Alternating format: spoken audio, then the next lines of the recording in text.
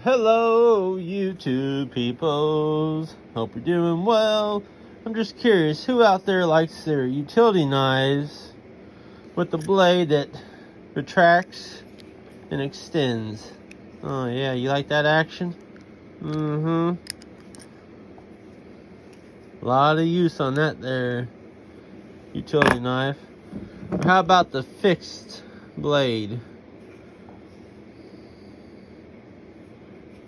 Just curious.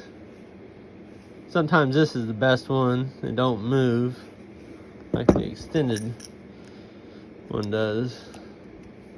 Of course, I've used this one for a long time. Look at that. Wore down the paint, trimming out there wire.